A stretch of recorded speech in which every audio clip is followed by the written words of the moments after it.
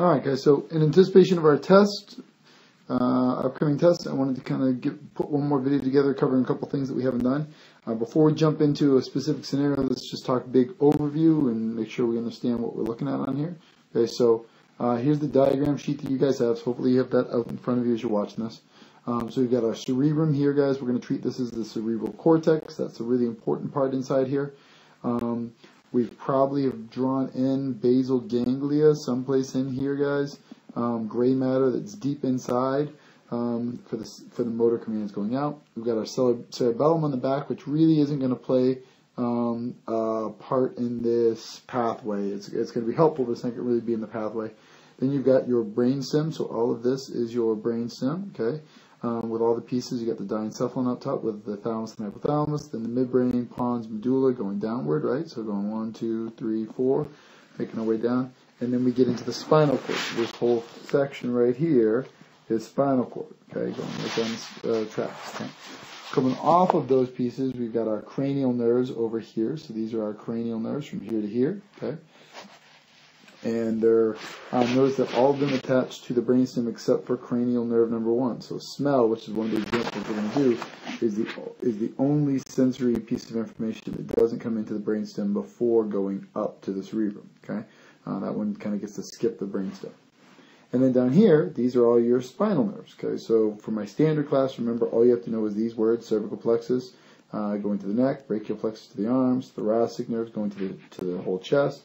And then the lumbar and sacral is what goes down to the butt, the legs, and so forth. For my honors class, you guys want to know these. These are kind of the bare minimum that might get you maybe a B on the test. You want that A on the test, you got to know the individual nerves that come off here. So you'll have to know things like sciatic nerve and axillary and ulnar and radial and so forth. So you got to know what these different branches are and what comes off of here. And I left enough room that you could label them on here if you wanted to. I mean, the order doesn't matter, but you could put in the names of them down here. So you could put like sciatic nerve and gluteal nerve and so forth. You can go right through and put the number should match the number of spots I left on there. Okay, so as we get going here, so that's our big overview. As we get going here, let me remind you quickly of a couple different things. So, first big concept, sensory information. Anytime when we give you the scenario, guys, when you want to look at it and determine whether it's sensory or motor. If it's sensory, it's always going to start at the receptor. Okay, it's going to start out here at the receptor, and it's going to end in the cerebral cortex. So, if it's coming from my foot, it's going to come in through here someplace, go up the ascending tracts, pass through all of this stuff, and go up to the cortex. You just got to know what nerve, what plexus, and where in the brain it goes. And if it is motor, we're going to be going from the cerebral cortex, right? Cerebral cortex out to the muscular gland.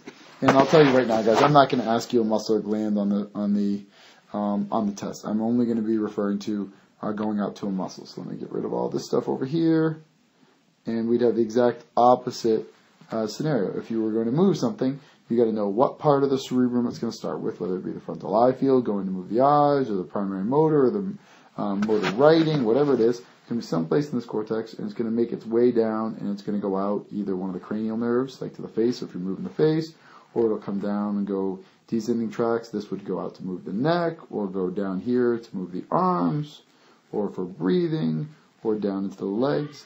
So it's got a number of different spots that you can go to. So as long as you keep those two big ideas in mind, you're going to at least have the basic direction going in place. So you've got to know sensory going in one direction, motor going the other direction. Okay? So let's go to another slide and we'll actually look at some of the specific scenarios that we haven't talked about in class. Okay? So the first one we'll start off with the smell. I don't know that we've gone over this one in class, but it's kind of a unique one, so we'll start with it. So whatever the scenario is, you're smelling something, okay? So this is sensory, right? So sensory, okay, because it's sensory, we know right away that it's going to start with a receptor, okay? So your first step on your pathway would be something to do with a receptor, okay? And in this case, I would just start with receptor in the nose, okay? And from there, that would be essentially right out here, okay? And we're going to then have, it's going to reach threshold, we're going to have our first action potential, and the impulse will go right in here. remember that this is the exception. This is the only one, cranial nerve number 1 right here, is the only one that doesn't connect to the brainstem. So it would go directly into the cerebrum, okay? So that would probably be our next step, would be cerebrum, okay?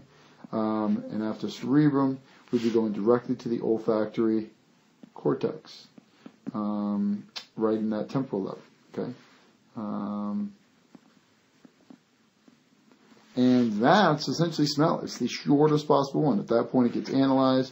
You could, depending on what the scenario is, you might also then talk about general interpretation area because of old memories, or you might talk about the prefrontal cortex where you're kind of analyzing and saying, oh, that's a really good smell, a bad smell, whatever it is. But that would be the pieces that you were looking at there. Okay? So smell, nice and simple. It's sensory, so it starts with the receptor. In this case, the receptor in the nose. It goes directly to the cerebrum. The only one that does this, right to the temporal lobe and to the olfactory cortex. All right? Let's take a peek at another one. All right, so let's say in this scenario somebody kicked you in the shin. So you're feeling the pain from your leg. So for my, again, this is sensory. Okay, so this is another sensory function, guys. So we're going to be starting with a receptor. So in this case, we'd probably start with the receptor and leg or shin, whatever you want to do. Okay, that won't make much difference. Okay, and for my honors class, you need to know which one of the nerves down here, and I'm not going to help you that much. I'm going to let you look that over and figure out which nerve would bring it from the shin. But everybody should at least be able to tell me that it's coming in through the lumbar and sacral plexus. Okay, so right here would be our general step. Okay, for the standard kids, that's all you got to do. You got to know lumbar sacral plexus. It's going to come into the spinal cord. Okay, so that'll be our next step, spinal cord.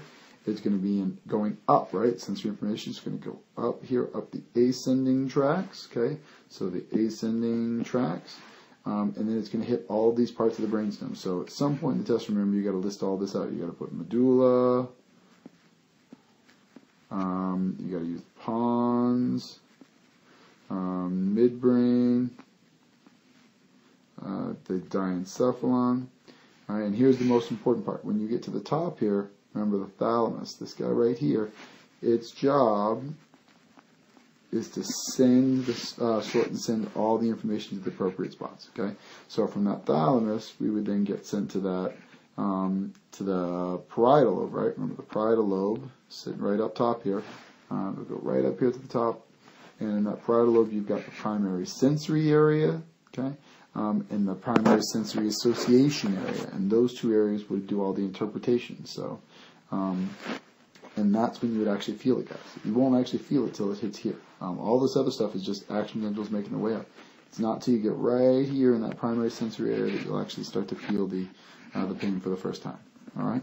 So that's your pathway, guys. You'd be starting with a receptor. Honors, hopefully you'll be able to give it the name of the nerve, the actual nerve that comes in here, but then it'll come in, connect to the lumbar and sacral plexus, into the spinal cord, up the ascending tracts, pass through all the parts of the brain, so medulla, pons, midbrain, diencephalon, all the way up to the thalamus.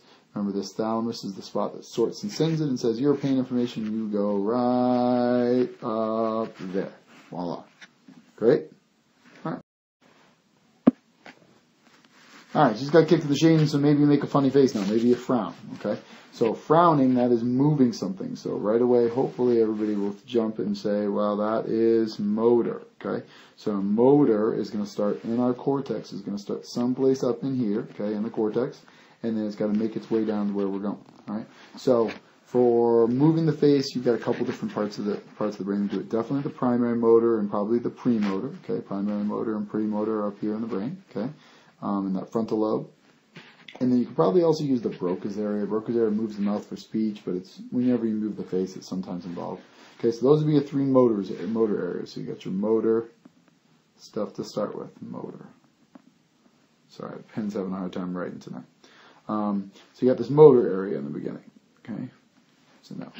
And then as we go down, as we send the signal out, before it leaves the cerebrum, it's going to go through these little spots in here. Remember the little spots called the basal ganglia. Okay, so basal ganglia are the little modifying section of your brain that change the command before it leaves. Okay, so from there, the basal ganglia makes small adjustments, and then it's going to go down into the brainstem. Okay, now remember, I told you don't have to worry about where in the brainstem it exits. All you got to do is know what nerve it now goes out. So if we're going to the face, we don't want to go down to the spinal cord out here. That takes it to the neck. We don't want anything like that. We want to end up going out one of these cranial nerves here on the side. Okay, and the one that moves your face, the big one that moves your face, is your facial nerve. So that one's nice and easy. So we go out the facial nerve.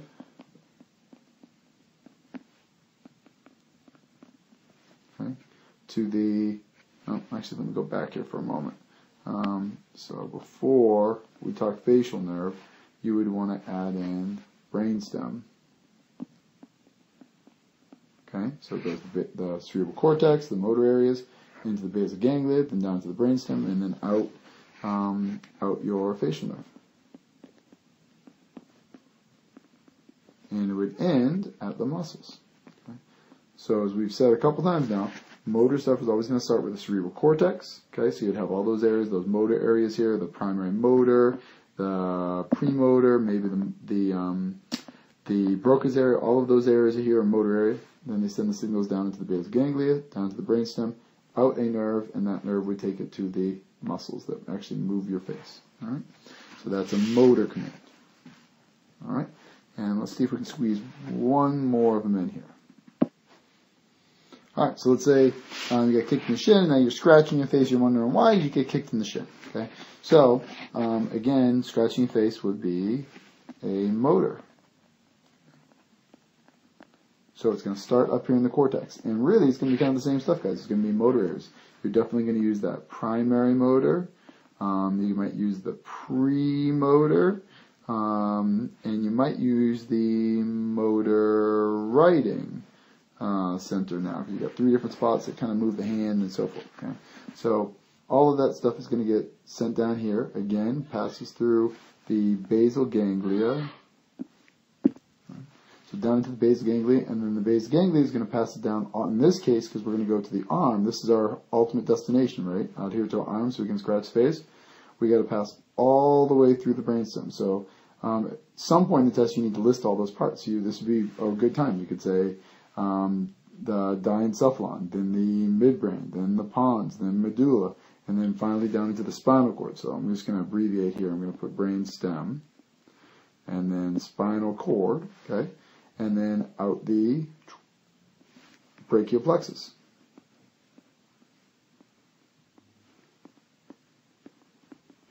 Okay, and that brachial plexus is going to take you to whatever nerves you need to use. So in standard class, brachial plexus is just fine. That's all you need. So after that, you would say muscles. In my honors class, I'm hoping you'll be able to give me the name of the proper, at least some of the nerves that are involved in there. All right, so one more time just to make sure that's really clear. Let me kind of erase a little bit here, get rid of some of this. Good. And if we were to go through and do this whole thing, again, we're starting with the motor cortex and the cerebrum. We've got to pass down through the little basal ganglia, gray matter in the cerebrum before it leaves, pass through the diencephalon, midbrain, pons, medulla, into the spinal cord, out the brachial plexus, and ultimately end up with the muscles, whatever muscles we're trying to use for that. All right. So hopefully that helps. And any questions, come see me.